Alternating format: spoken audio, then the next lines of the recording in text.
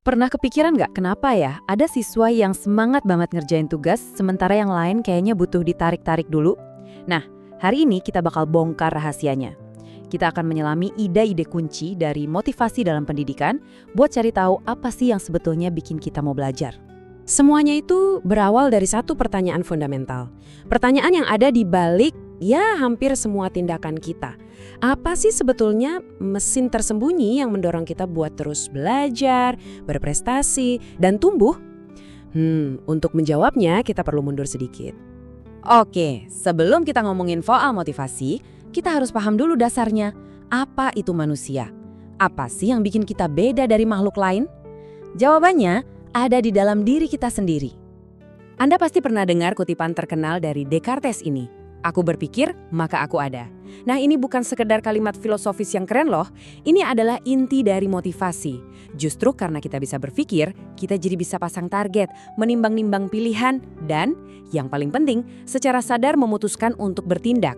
Kemampuan inilah fondasi dari semuanya. Coba kita bedah lagi jadi 3 percikan yang bikin kita manusia. Pertama, ada kesadaran diri. Maksudnya, kita sadar kalau aku ini beda dari dunia di sekitar. Kedua, akal budi. Kita nggak cuma bertindak pakai insting kan? Kita bisa mikirin mana yang baik dan mana yang buruk. Dan yang terakhir, tapi krusial banget adalah tanggung jawab. Setiap tindakan kita itu ada konsekuensinya, dan kita sadar akan hal itu. Nah, 3 hal inilah yang jadi lahan subur buat motivasi tumbuh.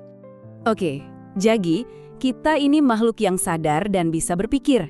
Tapi, sadar doang kan nggak cukup buat kita bangun dari kasur tiap pagi. Pasti ada sesuatu yang mendorong, semacam kekuatan dari dalam yang kita semua kenal dengan nama motivasi. Coba deh bayangin begini, rasa haus itu kan sebuah motif. Terus jalan ke dapur buat ambil minum itu tindakannya. Nah, motivasi itu, dia adalah jembatan gak kelihatan yang nyambungin keduanya. Itulah proses internal yang jadi starter, GPS, sekaligus bahan bakar yang bikin kita terus bergerak sampai tujuan. Nah, di sini nih mulai seru. Motivasi itu ternyata punya 2 wajah.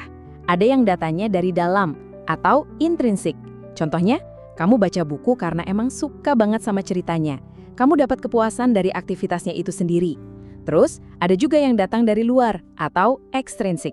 Misalnya, kamu belajar giat banget biar dapat nilai bagus atau dapat pujian.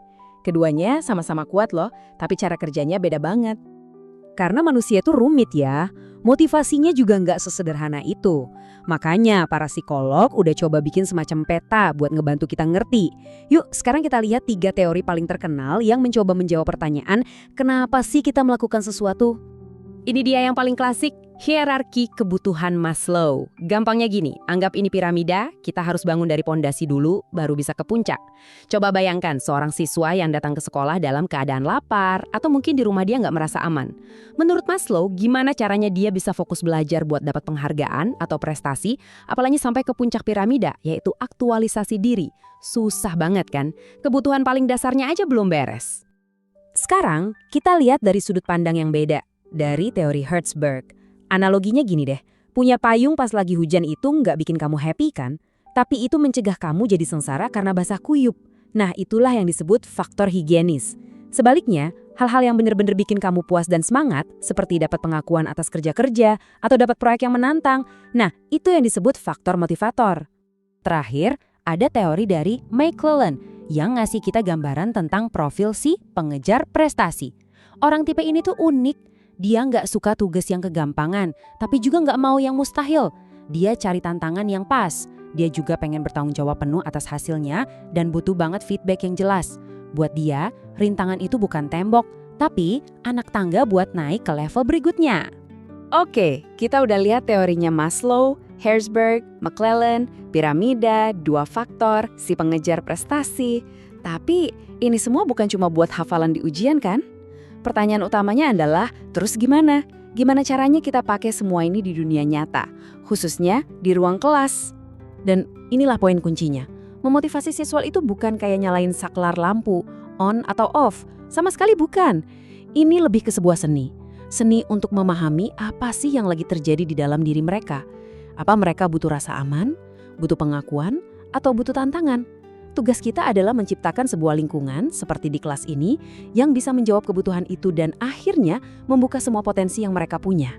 Oke, setelah kita bahas panjang lebar, pertanyaan terakhir ini bukan buat saya, tapi buat Anda.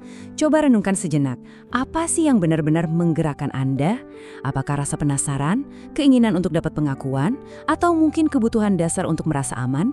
Coba pikirkan baik-baik, karena mengenali mesin di dalam diri Anda adalah langkah pertama untuk bisa mengendalikannya.